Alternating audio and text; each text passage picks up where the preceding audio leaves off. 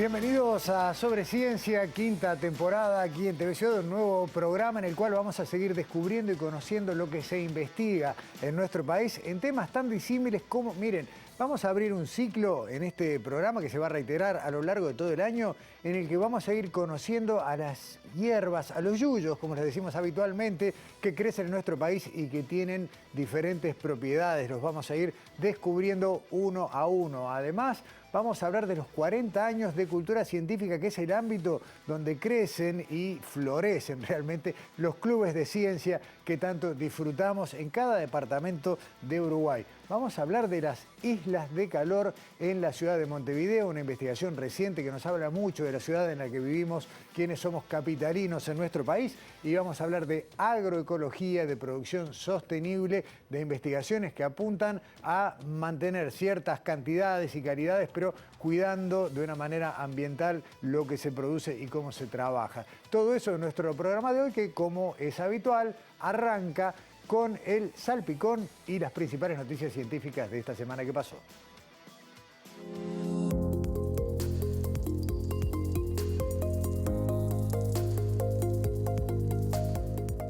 55 ganadores del Premio Nobel y decenas de científicos de todo el planeta impulsan un nuevo compromiso global para que la ciencia se siga considerando como una herramienta esencial para enfrentar los problemas de la sociedad. El compromiso recibe el nombre de Declaración de Milán y fue impulsada hace pocos meses en una reunión científica internacional realizada en Italia. Entre los investigadores que la impulsaron se encuentra el uruguayo José Sotelo, responsable del Departamento de Genómica del Instituto de Investigaciones Biológicas Clemente Estable y vicepresidente de su consejo directivo. El documento de la declaración hace un llamado a los líderes globales a fomentar la confianza de la sociedad en la ciencia, a aumentar las inversiones en investigación científica y formación, a atraer a jóvenes a las carreras científicas y a apoyar la libertad de investigación científica. El Parque Tecnológico Industrial del Cerro, un espacio creado en 1998 para promover el desarrollo industrial de micro, pequeñas y medianas empresas, será declarado Parque Científico Tecnológico. Promovida por el Poder Ejecutivo, esta nomenclatura supone una consolidación como un referente en investigación, innovación y desarrollo productivo. Además, el reconocimiento fortalece su papel en la transformación del Cerro montevideano, un barrio con una rica historia industrial, reafirmando el compromiso del parque con el avance científico y tecnológico del Uruguay. En la actualidad, el parque ocupa unas 20 hectáreas en Montevideo, albergando al Polo Educativo Tecnológico Cerro de la UTU, un laboratorio de fabricación digital, un centro cultural y un área agroecológica.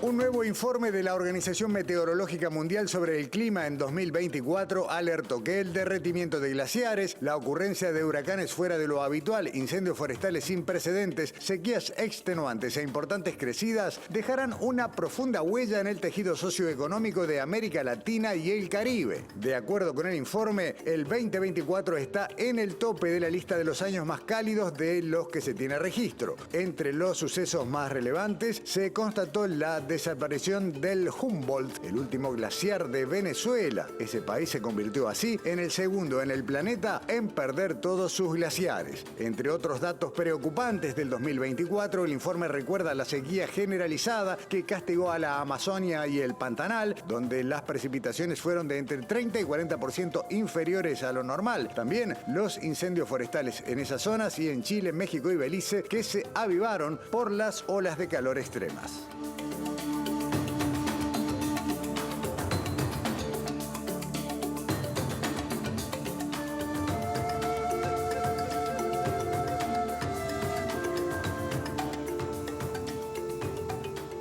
Desde la época en que Sobre Ciencia era un espacio radial y por supuesto también en su continuidad aquí en TV Ciudad, la cultura científica, el área de cultura científica y los clubes de ciencia que están cobijados en su seno han sido temas de reiteradas coberturas y siempre con saldos maravillosos. Bueno, resulta que están de cumpleaños, están de festejo y cuando la cifra es redonda, el festejo se hace a lo grande, ¿no? ¿Cómo andas, Alexandra Perrone? Bienvenida. ¿Cómo andas, Gustavo? Y sí, así como decís vos, nos encanta hablar en este programa de los clubes de ciencia. Y justamente primero vamos a contar que los clubes de ciencia están dentro del programa Cultura Científica, que es de la Dirección Nacional de Educación del Ministerio de Educación y Cultura, que también comparte los campamentos científicos, el programa Más Mujeres en Ciencia, también de alguna manera conduce la Semana de la Ciencia y la Tecnología aquí en nuestro país y en conjunto con la Administración Nacional de Educación Pública, la ANEP, desde 2014 también llevan adelante todos estos programas. Está bien. Ahora la idea es contarnos a lo largo de estos 40 años qué pasó, ¿no?, con cultura científica y los clubes de ciencia. Sí, bueno, justamente nosotros primero vamos a recordar qué es un club de ciencia, ¿no? Un club de ciencia es un ámbito educativo, de educación no formal que está integrado principalmente por estudiantes y un orientador. Sí. Cuando decís estudiantes está bueno aclarar que van de todas las edades, ¿no? Claro, sí, bueno, eso lo iba a decir justamente más adelante, pero es así. Sí. Realizan una investigación vinculada a su centro educativo, a su barrio, a la localidad en la que viven, se plantean un problema, investigan durante todo el año y como decías vos, hay varios tipos de club de ciencia que van desde los más chiquitos hasta escolares, liceales, universitarios, ¿no? O sea, hasta la edad adulta. En la edad adulta, exactamente. Y bueno, y nosotros en el 2021 hicimos una entrevista a Gustavo Riestra, que es coordinador nacional de los clubes de ciencia, que justamente, bueno, nos contaba que el Club de Ciencias nacieron en 1985, que comenzaron con 3 clubes de ciencia y que en aquel entonces la UNESCO justamente participó y proclamó de alguna manera el poder apoyar la ciencia, la tecnología y la innovación en niños, niñas, jóvenes y adolescentes. Así que vamos a recordar ahora lo que nos contaba Gustavo Riestra en el 2021 aquí en Sobre Ciencia.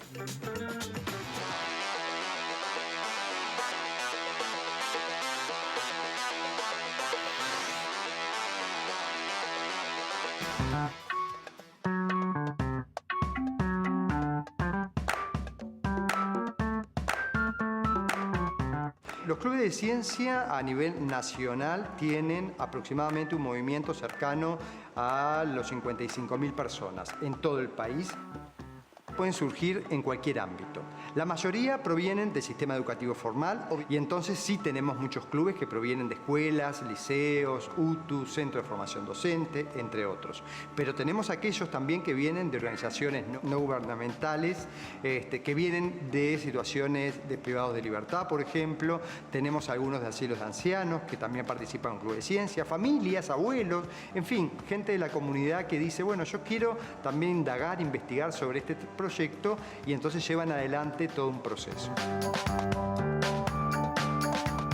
A través del Ministerio de Educación y Cultura se les ofrece participar de distintas instancias para la socialización, algo tan importante en ciencia, la comunicación de los resultados. Esos son los congresos departamentales, las ferias departamentales, ferias nacionales e incluso cuando tenemos oportunidades, ferias internacionales que les hacen muy bien a todos los chicos participar de esas instancias. Hay muchas situaciones que se han generado en función de los clubes de ciencia. Despertar vocaciones, por ejemplo, que no es nada menor despertar en nuestra juventud, que a veces no tiene metas, objetivos claros, por despertar curiosidad. Y yo creo que les marca un hito, sin lugar a dudas.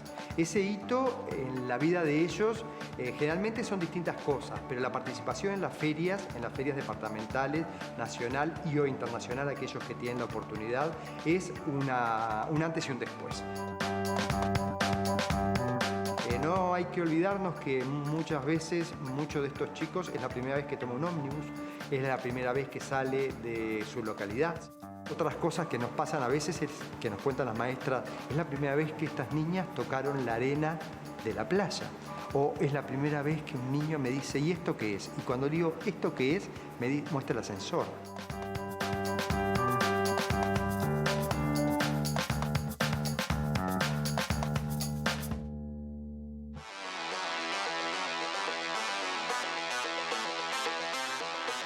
Y en esta dinámica del qué pasó con, actualizar, Alexandra, ¿no?, de esta nota del 2021 con Gustavo Riestra y lo que pasaba con los clubes de ciencia a la actualidad. Y vamos a aprovechar a actualizar qué pasó en estos 40 años también de cultura científica. Y bueno, hoy en día participan más de 100.000 niños, niñas, adolescentes, jóvenes y adultos de más de 170 localidades del país. Y también vamos a contarles que la última Feria Nacional de Clubes de Ciencia de noviembre del año pasado, junto a entre 1.210 clubes que participaron, 223 clasificaron ahí a la final en Piriápolis. Claro, pero ¿cuál es? Participan en la escala departamental y clasifican... En las ferias departamentales y clasifican a la final en Piriápolis. Es importante anunciar que ya se abrieron las inscripciones para este 2025, se abrieron el 1 de abril y van hasta el 30 de junio. Siempre es el desafío que justamente se multipliquen estas cifras de los clubes de ciencia y bueno, y estas mentes inquietas, que es de lo que vamos a hablar ahora, sigan aumentando, ¿no? Y justamente para festejar estos 40 años de cultura científica se creó el documental Mentes Inquietas, se hizo durante el 2024, en la pasada administración, cuenta en 7 capítulos de aproximadamente 13 minutos cada uno, esta magia que vos, digo que todos los que han ido a las ferias departamentales y nacionales podemos ver en esos acción, encuentros, ¿no? Claro. En acción. Y aparte, cortito, se puede ir, cualquiera puede llegar tanto a las ferias departamentales como a la nacional en el Argentino Hotel de Piriápolis y maravillarse, porque es eso. Sí, sí. Bueno, este documental fue dirigido por Guillermo Dranuta, producido junto a Luisa Fernández, que bueno, ella era es responsable del área de innovación educativa de la Dirección Nacional de Educación, y por Gustavo Riestra también. Así que bueno, la invitación es a poder entrar al canal de YouTube de Educación del MEC y deleitarse con Mentes Inquietas, y para eso los invitamos a ver el tráiler de los 7 capítulos, y yo me despido hasta la semana que viene. Gracias, Chao. Alexandra, nos vemos. Nos vemos.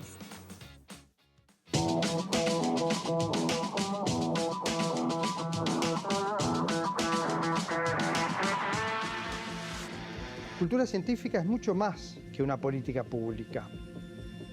Es una invitación a conocer el mundo que nos rodea y buscar caminos que nos lleguen a respuestas. El objetivo principal es acercar el conocimiento en ciencia, tecnología e innovación a los adolescentes, a los jóvenes y a los futuros docentes de nuestro país. La capacidad de incorporar habilidades y competencias fundamentales para un mejor desarrollo en el siglo XXI. Y lo que se viene como maestros que vamos a precisar, que son las metodologías activas. Que los chiquilines descubran, que se motiven, que experimenten, que vean, que crezcan. Otro entorno de aprendizaje, no solamente estar en el aula dictando clases. Y sobre todo, aprender haciendo, que es lo más importante. Yo quería hablar de ciencia y no encontraba un espacio donde me sintiera escuchada. Científica, no se me venía una mujer a la mente, hasta que, bueno, entré más mujeres en ciencia y me encontré con un mundo gigante lleno de mujeres que lucharon toda su vida para poder llegar al lugar en el que están. Que parece que una científica es como algo inalcanzable, y no, cualquiera puede ser científica, y que ellas sepan que pueden. Empiezan a descubrir que todas estas mujeres hacen ciencia, mujeres contemporáneas, con vidas riquísimas, llenas de colores y llenas de vida. Compartir ese entusiasmo por la ciencia. Y esa experiencia me abrió la cabeza. Un club de ciencia en sí es encontrar una idea que acapara tu atención. Problemáticas que hay en Uruguay con soluciones de diferentes áreas. ¿Y qué impacto puede generar en mi país? Niñas, niños desde los 6 años de edad en adelante, de más de 100 localidades del país, se reúnen para poder socializar, compartir los proyectos que han llevado adelante, un espacio único para lo que es el aprendizaje. En una sola palabra te podría decir que es una fiesta. Nosotros estábamos buscando soluciones para mejorar el suelo de la huerta escolar. Un brazo mecanizado reemplazaría la clasificación manual de residuos. Estamos partiendo de una problemática que tenemos acá en Rosario y en zonas aledañas. Me gustó mucho salir de Durazno. Acá en la Feria de Club de Ciencia fue uno de los mejores días de mi vida. Y ya salir del departamento y representar el liceo fuera del departamento ya es como que algo más, ¿no? Nunca pensé que nosotros con tan poco a veces podemos hacer tanto por los demás. Todo lo que estoy haciendo hoy ha estado relacionado con lo que yo trabajé en cultura científica de joven. Se puede salir un futuro ingeniero para el Uruguay. Es gran parte de lo que soy hoy, que me ayudó a desarrollar el interés por lo que me gusta. Me gustaría decirle a todo el mundo que nunca se rinda y que siga sus sueños.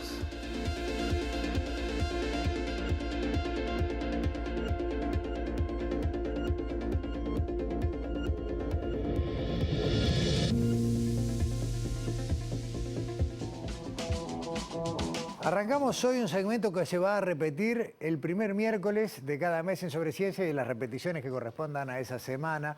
Y tiene que ver, si le tuviéramos que poner un nombre, podría ser todo lo que usted quiso saber sobre las hierbas nativas y no tenía a quién preguntarle. Bueno, vamos a ir programa a programa avanzando sobre lo que la ciencia sabe y también lo que el conocimiento popular le adjudica a especies que son características de nuestro país, que crecen en forma silvestre y que algunas de ellas las conocemos como medicinales y a otras las tratamos prácticamente como basura, como una molestia, como algo que hay que limpiar y que sin embargo tienen de todo. Le agradecemos muchísimo y ya lo vamos saludando y sumando a este segmento a Manuel Minteguiaga, quien es docente de la Universidad de la República. Desde Tacuarembó nos va a estar mensualmente hablando de todo esto. Manuel, bienvenido a Sobre Ciencia y muchas gracias.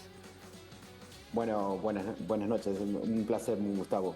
El placer es mío. El gusto es nuestro y el agradecimiento por tu colaboración, porque no es solamente la información que nos vas a ir contando y el trabajo de recopilación científica, sino también la posibilidad de registrar las plantas en territorio, porque muchas de ellas, bueno, acá en Montevideo no están, y sí en el interior del país, puntualmente ahí en Tacuarembó, donde estás tú. Sí, es verdad, o sea, la distribución de las plantas es bien diferente en el país y aquí justamente en Tacuarembó es de la mayor diversidad del país. Claro, es un departamento, digo, es para otra charla, pero Tacuarembó es un departamento con un montón de riquezas, muchas de ellas por descubrir. Elegimos una planta hoy que tiene mucho prestigio, por decirlo de alguna manera, en países vecinos, pero que en Uruguay prácticamente nada. Estamos hablando de la chilca blanca.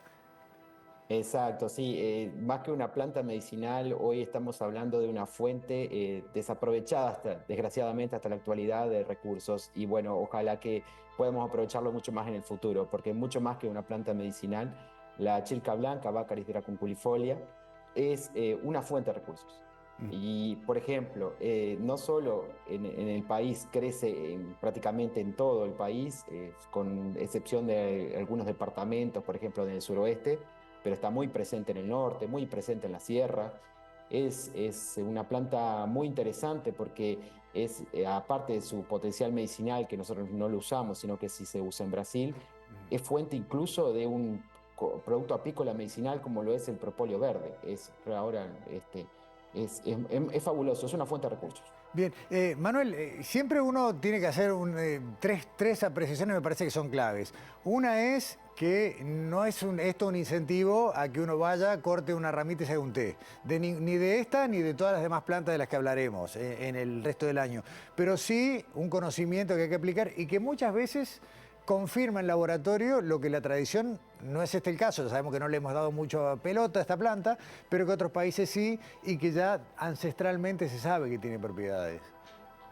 Sí, exacto. Una cosa que hay que dejar en claro que cuando estamos hablando de una planta medicinal es un medicamento. A veces las personas pierden de vista eso y que bueno, que realmente puede tener interacciones medicamentosas. Se considera que es algo como inerte, pero sin embargo tiene mucha actividad y tiene que ser realizado bajo el consejo de médicos fitoterapeutas, médicos especialistas en esto. Las plantas también no pueden ser colectadas en cualquier lugar. Yo no puedo ir a un baldío y colectar una planta medicinal. Seguramente pueda absorber compuestos, incluso metales pesados de esa región. Otra cosa importante es, por ejemplo, siempre tener a alguien que sepa y lo puede identificar a las plantas correctamente.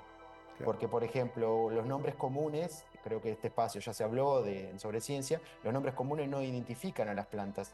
Entonces, solo para poner un ejemplo, chilca, hay más de 50 especies que le decimos chilca, ¿bien? Entonces, realmente, el nombre científico es el más apropiado. Bien. Son cosas a seguir. Está bueno. La Baccharis dracunculifolia, y lo dije bien, me salió bárbaro. Lo dijiste perfecto. Ahora, me quedo con una cosa que señalabas, no recogerla en cualquier lado, porque puntualmente esta es una planta que se la suele encontrar al lado de carreteras, al lado de vías férreas, incluso, y claro, ahí están todo el tiempo sometidas a exposición de humo, de escapes, no debe ser algo, digamos, recomendado para la nutrición de nadie. No, de hecho incluso hay estudios que muestran su potencial de fitorremediación, o sea que concentran metales pesados. Entonces imagínense que justamente nosotros conseguimos una planta de esta en la naturaleza en un lugar donde hay muchos metales, realmente todo esto vamos a estar transfiriéndolo a la preparación medicinal que hagamos. Bien. ¿Y cuáles son los principios activos? Vos hablabas de un montón de potencialidades en la planta. ¿Cuáles son sus principios activos? Bueno, hablemos primero un poco de lo que se le conoce. Por ejemplo, en Brasil se utiliza mucho para como la hipertensión, para el tratamiento de la hipertensión, como antiinflamatorio, como vulnerario, por ejemplo, para la cura de heridas superficiales. También se la utiliza contra la diabetes, en fin. Y la investigación científica ha llegado a saber que muchas de estas propiedades son realmente, han sido confirmadas en estudios in vivo, incluso en ensayos clínicos, y se deben a los polifenoles en gran medida, particularmente a los ácidos fenólicos prenilados que tiene esta planta y los concentra, bueno, a lo largo de todo el año. Perfecto. Lo recuerdo una vez más, estamos hablando de la chilca blanca. Esta es la que le llaman vasoura en Brasil porque la usan también para hacer escobas. Exacto, es exactamente la misma porque radica su nombre en que es un arbusto muy ramoso, puede llegar hasta 5 metros de alto, y bueno, justamente se utiliza para hacer escobas rústicas en el Brasil, también en el interior uruguayo yo lo he visto. Y una cosa interesante, Gustavo, a señalar es que el término chilca no es del castellano, sino que chilca es una denominación del quechua, que significa arbusto de hojas pegajosas. Entonces es muy interesante porque, bueno, justamente estamos hablando de una planta que parecería ser su denominación de otro idioma. Claro, que viene de lo que demuestra también su cobertura geográfica, ¿no? Por lo menos llegando hasta las zonas con influencia de la cultura que habla el quechua, cultura inca, por ejemplo. Exacto, llega hasta Bolivia, incluso crece hasta 4.000 metros de altura. Del propóleo verde y ahí ya viene una interacción de la planta con las abejas. Exacto. Las abejas en general, ellas de los botones florales y foliares de la planta, extraen resinas, se lo llevan a la colmena y así fabrican el propóleo, que es un propóleo que tiene propiedades nutracéuticas, muy vendido, uno de los principales productos de la economía brasileña apícola. Sin embargo, nada conocido en Uruguay. Se utiliza y se vende muchísimo para el Japón, para China, y tiene propiedades increíbles, incluso antitumorales, que se han probado, también antioxidantes, amplio espectro antimicrobiano. Se ha catalogado, por ejemplo, varios ensayos clínicos que muestran su potencial antimicrobiano. Realmente, por eso decía, es una fuente de recursos que no la hemos valorado en su real medida. Manuel, para cerrar, y tú me dirás si nos está quedando algo importante, pero me parece valioso, una vez más, ir a algo que vos mencionaste recién.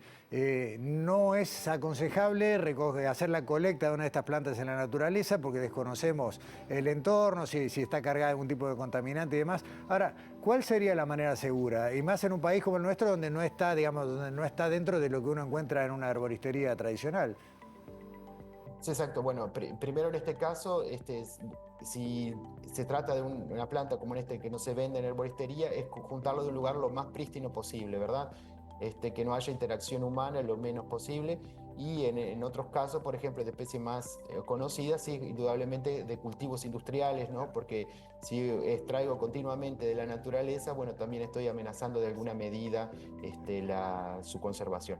Y una cosa interesante, Gustavo, que no comenté cuando hablé de la fuente de recursos, es que esta planta se utiliza en perfumería. Increíblemente, Brasil no solo vende propóleo verde, sino también vende el aceite esencial de esta planta destilado de las hojas para la perfumería. O sea que tenemos varias cosas que deberíamos como país empezar a investigar. Ahí tenemos una puerta más de las que se le puede abrir a un emprendimiento productivo, sostenible y aprovechando las ventajas naturales de nuestro territorio. Manuel Minteguiaga, si no me queda nada en el tintero, te despido hasta el mes que viene. Bueno, sí, muchas gracias primero que nada por la posibilidad y nada, siempre una pequeña reflexión final, que realmente nosotros deberemos aprender a mirar las plantas que nos rodean, ¿no? Porque justamente lo que tú comentabas, Gustavo, muchas plantas se las considera sin valor. Esta, si ustedes buscan referencia, se van a decir que es una maleza, ¿bien? Y en realidad, como intenté describir, es una fuente de recursos. Entonces tenemos que cambiar la mentalidad y pensar no en malezas, sino en buenezas, justamente con esa posibilidad de obtener productos, y lo que nos está faltando justamente es investigación inversión para saber más y poder emplear productos de estas plantas. Conozcamos de todas las maneras posibles las riquezas que nos acompañan. El agradecimiento para la biomédica Lynn Martins, que es la encargada de una producción brutal allá en territorio. Sin ella no estaríamos haciendo este espacio. No, sin ella que aporta, Aline Martínez es mi esposa, justamente aporta todas las imágenes que acompañan a esta emisión. Exacto. Gracias, Manuel, nos vemos en mayo. Muchas gracias, nos vemos. Hasta luego. Pausa en Sobre Ciencia, retornamos enseguida.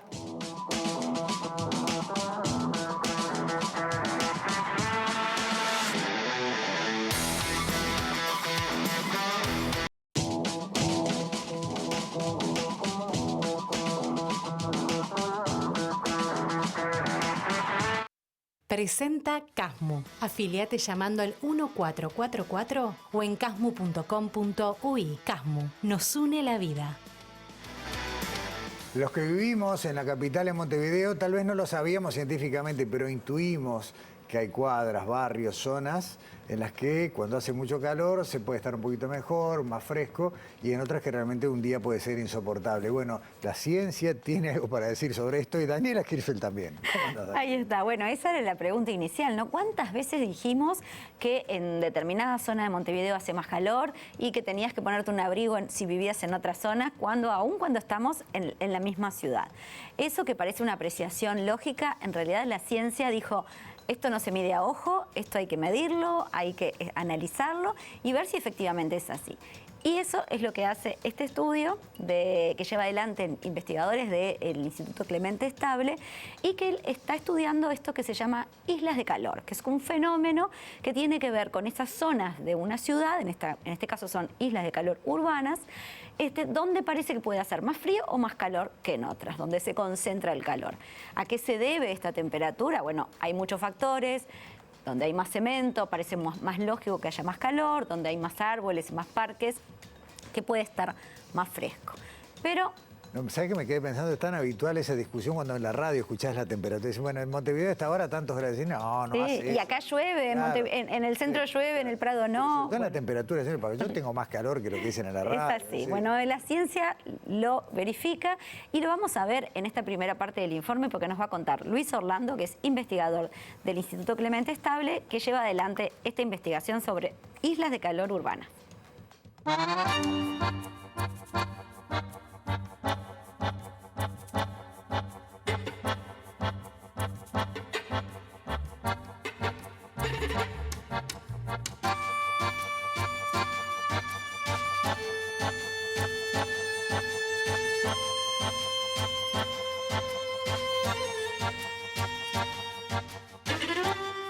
Bueno, las islas de calor urbana son un fenómeno climático. Lo que pasa en la ciudad es que alteramos la cobertura natural, cambiamos la vegetación y el agua por cemento y por materiales urbanos.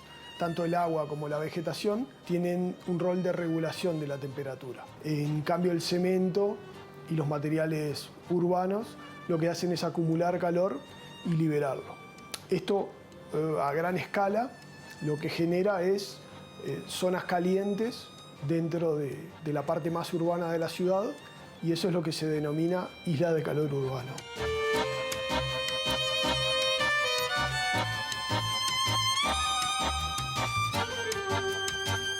Los efectos de la urbanización son bastante más complejos que solo cambiar los materiales, ¿no? Se alteran las alturas, se alteran las sombras. Además está el efecto del calor que generamos nosotros, que puede ser a través de la industria, del consumo de energía o del tránsito.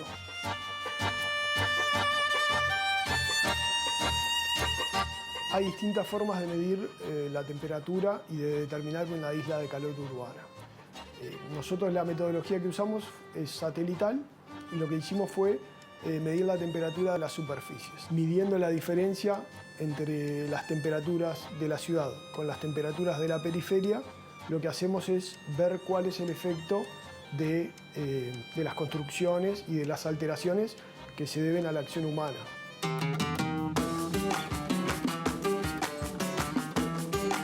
Las islas de calor afectan a la salud de los habitantes, al bienestar y afectan al medio ambiente. A la salud es bastante directo, hay efectos sobre enfermedades cardiovasculares, sobre temas respiratorios. Al bienestar, bueno, afectan tanto la parte humana, digamos, de los golpes de temperatura, los cambios de temperatura, el hecho de que la calle esté mucho más caliente que las viviendas, y también factores económicos, digamos, el costo de la calefacción. Y en el sentido medioambiental, bueno, un aumento de la temperatura afecta a todos los seres vivos, ya que afecta a las tasas metabólicas, desde las plantas hasta los vertebrados.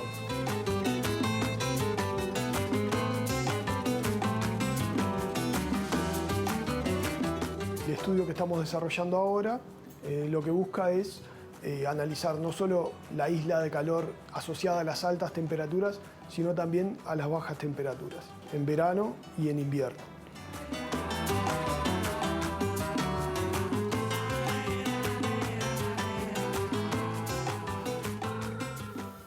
Islas de calor, pero en definitiva islas térmicas, ¿no? Las distintas anomalías según sean para arriba o para abajo. Exactamente, medir esa variación o variabilidad térmica dentro de una misma ciudad que parece que tendría que tener más o menos la misma temperatura, pero no. Entonces este estudio lo que implica es delimitar zonas, cuáles son esas zonas más calientes o más frías, entender los factores que hacen que esa temperatura pueda variar y obviamente aplicar tecnología para eso. Cuanto más avanza la tecnología, más herramientas tenemos para detectar esas diferencias. Claro, detectarlas y mejorar la habitabilidad de la ciudad en la que estamos. Por supuesto, claro. Pero bueno, ¿cuáles fueron los resultados? Nos lo cuenta Luis en esta última parte del informe.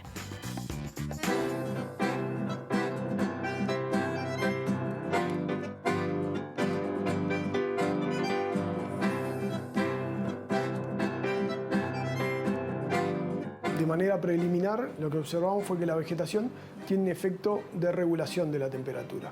Es decir, que la aumenta durante el invierno por el propio metabolismo de las plantas y los flujos de agua que manejan, y reduce la temperatura en verano.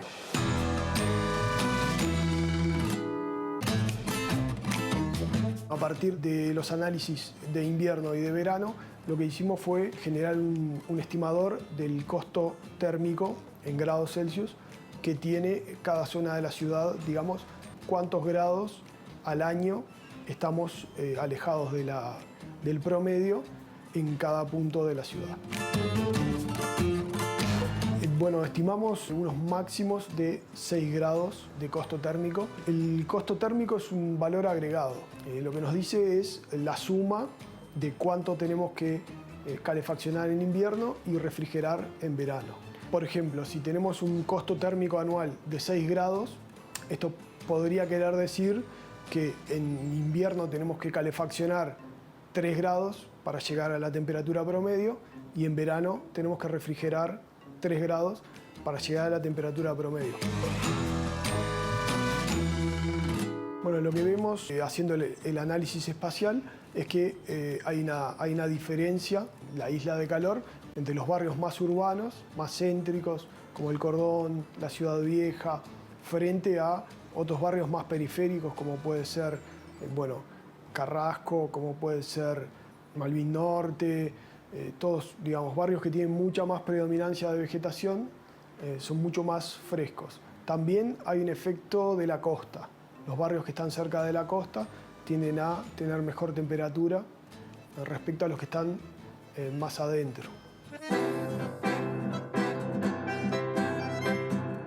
El fenómeno de isla de calor urbana tiene varias escalas. Hay cambios y políticas que necesariamente tienen que venir de las administraciones, que incluyen, bueno, el revegetar, el sustituir el pavimento por vegetación, y hay otros cambios que vienen, bueno, de cada uno, digamos, de cómo uno administra sus espacios verdes y bueno, que el mensaje central, digamos, es que a través de la vegetación se puede mejorar el confort térmico.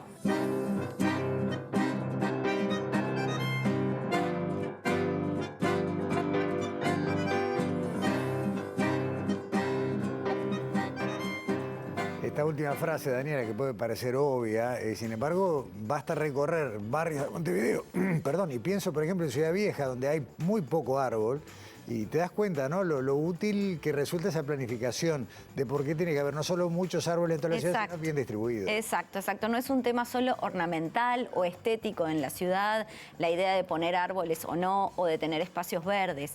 El valor de este tipo de investigaciones no solamente es identificar dónde están y cuántas son o cómo son estas islas de calor urbano, sino que tienen un impacto en la salud y en el bienestar de la población, porque hay esa variabilidad térmica que es bastante amplia en algunos aspectos y que puede generar algún malestar en la salud.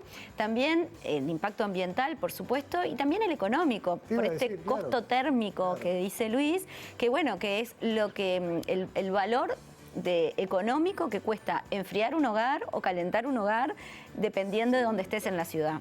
Información valiosa que ojalá se incorpore, ¿no?, firmemente a la planificación de una ciudad como la nuestra y como todas las demás. Exacto, ese es el valor real de este estudio, ¿no? Identificar para después poder tomar medidas a nivel político. Gracias, Daniela, nos vemos la semana que viene. Hasta la semana que viene. Y nosotros nos vamos a la pausa, a la vuelta, como les decía en el arranque, vamos a hablar de un proyecto que se llama Transiciones Sostenibles. Tiene que ver con agroecología, tiene que ver con sostenibilidad, pero tiene que ver con producción, algo clave para este país. Lucas Garibaldi nos acompaña aquí en Estudios enseguida.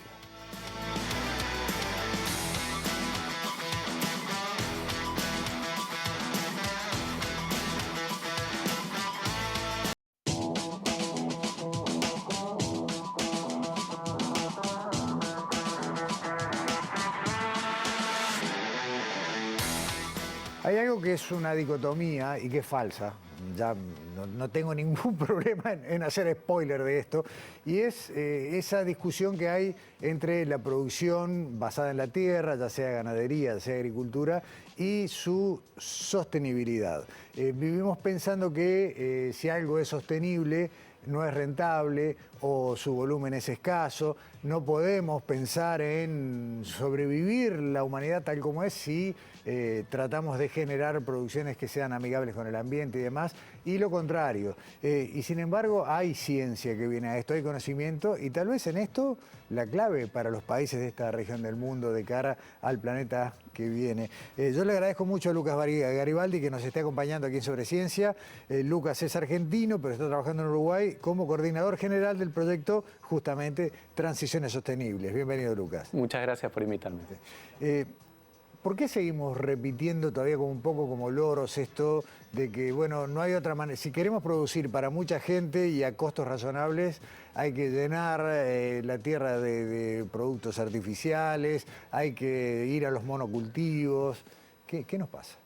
Bueno, lo podemos pensar un poco para nuestra salud, ¿no? Digamos, uno podría decir que la agronomía actual es una agronomía empastillada, por decirlo de alguna manera, ¿no? En donde los agroquímicos son las pastillas, y si lo llevamos a nuestra salud, si yo te digo que tu salud depende de cada vez más tomar más pastillas, ¿no? Una cuando te levantás, otra para dormir, otra para la presión, dirías que bueno, mi salud no está muy bien. Y nos preguntamos, y bueno, ¿por qué no hacemos como seres humanos medicina preventiva, ¿no? Si sabemos lo que tenemos que hacer, ¿no? Dormir bien, correr, ejercitarnos, comer sanamente, y sin embargo no lo hacemos. Y bueno, hoy en día en el agro pasa un poco lo mismo, digamos. Hay modelos alternativos de producción, son rentables, funcionan, y en donde esa dicotomía entre conservación y producción desaparece. De alguna manera se puede conservar más, se puede respetar la diversidad de vida que tiene el planeta y además que te vaya bien económicamente. Y en ese sentido trabajamos en este proyecto. Nosotros a veces nos olvidamos que vivimos en una región donde la propia naturaleza de la zona facilita mucho esto, ¿no? Sí, tal cual. Uruguay tiene una característica particular que tiene un alto porcentaje de campo natural, digamos, y trabaja sobre los ecosistemas naturales. Y entonces hay muchas herramientas de manejo como para poder producir y preservar esos ecosistemas. Me quiero detener en algo que dijiste en la primera parte. Y muchas veces uno usa, digamos, con una carga negativa el concepto de agroquímico. En realidad, la química es de todo, y vos lo dijiste muy claramente, el problema es el exceso. Sí, exactamente. Nosotros podemos generar sistemas de producción que son regenerativos, es decir, que se sostienen en el tiempo, o que son destructivos y que se parecen más a a una minería, ¿no? De alguna manera, en donde uno tiene, por ejemplo, el suelo, que es un recurso natural, que es como recibir una herencia, ¿no? Se muere tu papá o tu mamá y vos recibís cierto dinero. Ese dinero vos lo podés ahorrar, invertir o lo podés quemar el primer año. La vas a pasar muy bien el primer año, pero después va a ser un desastre, ¿no? Y en ese sentido, esta, de alguna manera, producción regenerativa cuida esos recursos, ese capital natural, y de hecho lo puede mejorar, ¿no? Digamos, porque podemos hacer un montón de cosas que mejoren la capacidad natural de los sistemas para producir y brindar servicios. Nosotros tenemos una posibilidad, por ejemplo, no solo de avanzar en el sentido que vos decís, sino también generar espacios que capturen carbono sin que por eso sean menos productivos, o sea, hasta beneficiosos a escala planetaria sin por eso dejar de producir. Tal cual, tal cual. Uno de los hechos, digamos, de la ecología o de las cosas que se han descubierto en las últimas décadas es que la diversidad de vida es más productiva, mejora el funcionamiento de los ecosistemas, en los sistemas naturales, ¿no? Digamos, tener muchas especies juntas hace que eso sea más productivo y funcione mejor. Sin embargo, nuestros sistemas agropecuarios lo hacemos sin pensar en eso, o sea, lo hacemos como sistemas opuestos, ¿no? Digamos, que tienen muy poca diversidad. Una especie de eucaliptus muy abundante, o una especie de vaca, digamos, una raza muy abundante, o un cultivo muy abundante, y no están basados en la diversidad. Entonces ese es uno de los aspectos claves a cambiar, ¿no? Y volver a incorporar la ecología a la agronomía y diseñar sistemas basados en los principios ecológicos científicos. Ustedes están trabajando, entre otras cosas, con financiamiento de línea del Instituto Nacional de Investigación Agropecuaria, están en el marco del SARAS, que es el Instituto Sudamericano para Estudios sobre Resiliencia y Sostenibilidad, o sea, están en un marco formal, oficial. ¿Por qué hago esta aclaración? Porque muchas veces dicen, bueno, esto es cosa de hippies, ¿no? Y lo estoy diciendo corto y fácil, para que y sin embargo es todo lo contrario, esto es ciencia y tal vez el camino de salida. Sin duda, sin duda. Cuando uno estudia agronomía, uno de los cursos claves es el curso de ecología, que de alguna manera después en la práctica se va perdiendo, y como científicas y científicos nosotros publicamos en Science, en Nature, en las revistas internacionales que tienen los mejores estándares a nivel mundial y que tienen una difusión enorme. Y así que está la ciencia ecológica. Estas particularidades que hacen que esta zona, que lo que en la escuela aprendíamos como la Pampa, ¿no? Que une una parte de Argentina y una parte del territorio de Uruguay, pueden, de esta manera sostenible, ser diferenciales a escala planetaria. Sin duda, sin duda. Hay algunos países que toman esa elección, ¿no? Digamos, como Nueva Zelanda, de alguna manera que sus productos a nivel mundial, digamos, la marca país está asociado a cuidar el medio ambiente, a cuidar a las personas, digamos, a una marca de calidad. ¿Qué están haciendo en Uruguay, Lucas? ¿Cómo se desarrolla la actividad que ustedes están haciendo, que de alguna manera es transferir conocimiento? Estamos transfiriendo conocimiento, estamos generando conocimiento y estamos generando capacidades. Damos también cursos de posgrado en asociación con un montón de investigadoras e investigadores del Uruguay. Hay gente muy buena y muy capacitada en el país, y somos un grupo que además trae financiamiento internacional al Uruguay. Tenemos otros proyectos como el Fontagro, que es un proyecto binacional entre Argentina y Uruguay, con temas similares. Y entonces nos movemos muchísimo, y nuestra especialidad es la ecología, la agronomía y la ciencia de datos. Entonces estamos de alguna manera sistematizando la evidencia en torno a las transiciones productivas sostenibles para poder tomar decisiones y ponerla a disposición de los tomadores de decisiones, de los técnicos, de los productores. Bien, estos muestreos, estos datos que están procesando, ¿tienen que ver con todo el país o están concentrados en algún área en particular? Tienen que ver con todo el país. Es como un proyecto que es transversal a las distintas cadenas productivas, forestal, arrocera, digamos, agrícola, ganadera, lechera, etcétera. Y entonces tiene muchos componentes. En algunos casos, por ejemplo, nos focalizamos en la agricultura, digamos también de Uruguay, y cómo desarrollar sistemas agrícolas que usan menos agroquímicos y que al usar menos agroquímicos también tengan menos plagas, enfermedades y produzcan más en este diseño de convivencia, ¿no? Digamos, hoy en día, como se piensa que más producción es menos naturaleza, y lo que nosotros hacemos es ayudar a diseñar sistemas donde conviven la naturaleza y la producción, y estar cerca uno del otro aumenta la producción en cantidad y en calidad.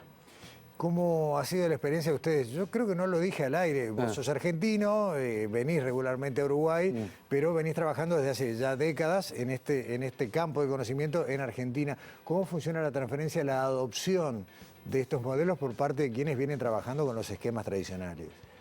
Bueno, hay mucho interés, digamos, y estamos teniendo como mucha recepción, digamos, en parte también porque ven la seriedad con la que se está trabajando y que se está mostrando evidencia.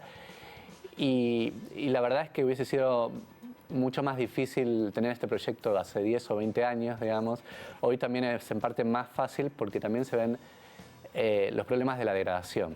De como te contaba antes, este capital natural que se va erosionando. Entonces, muchas de las empresas agropecuarias ven, digamos, ese capital natural que se está erosionando, ven los problemas de malezas resistentes a herbicidas, los problemas de plagas, ven también que los mercados cambian y entonces que los mercados exigen, digamos, responsabilidad ambiental, responsabilidad social, les existe otro tipo de normativa, ¿no? Y entonces, la verdad es que hay mucho más interés de lo que había hace 20 años. Lucas, ya en los últimos minutos hablamos de yo arranqué hablando de la dicotomía y está clarísimo que se puede producir, digamos, en volumen y en una ecuación de costo-beneficio, porque son productos que tienen mejores valores de mercado. Hay consumidores que están dispuestos a pagar un diferencial si una producción viene con estas certificaciones.